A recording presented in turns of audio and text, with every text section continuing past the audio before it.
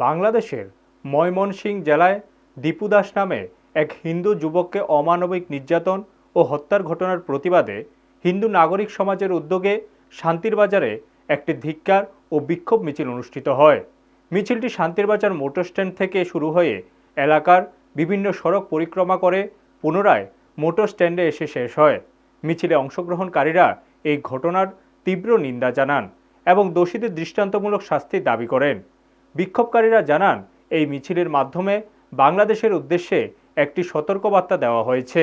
মিছিল শেষে সংবাদ মাধ্যমের সামনে আয়োজকরা বলেন, সাম্প্রতিক সময়ে বাংলাদেশের পক্ষ থেকে ভারতের সেভেন সিস্টার অঞ্চল নিয়ে যে ধরনের মন্তব্য করা হচ্ছে তারা প্রতিবাদ জানাচ্ছেন। তারা আরও বলেন, ভারতের ওপর কোনো ধরনের আক্রমণ হলে কেউ নীরব থাকবে না। দেশের নিরাপত্তা ও সার্বভৌমত্ব রক্ষায় সবাই ঐক্যবদ্ধভাবে এগিয়ে আসবে। বাংলাদেশের এই ধরনের স্বপ্ন কখনো বাস্তবায়িত হবে না বলেও তারা মন্তব্য করেন। ব্যুরো রিপোর্ট, নিউজ তৎকাল 24। মূলত আপনারা বিভিন্ন পত্রপত্রিকায় সোশ্যাল মিডিয়ায় দেখছেন, বাংলাদেশের ময়মনসিংহ জেলায় যে দীপু দাস যে একটা গার্মেন্টসে কাজ করতো, তাকে বিভিন্নভাবে নবীর উপর এলিগেশন লাগিয়ে বিভিন্ন প্রতিরোধ জানিয়ে ওনাকে যেভাবে জ্বালিয়ে এবং পুড়িয়ে একটা গাছের সাথে বাঁধিয়ে হত্যা করেছে।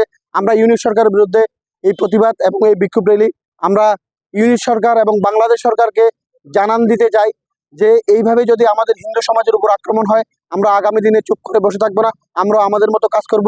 আপনারা দেখছেন নিউজ তৎকাল 24।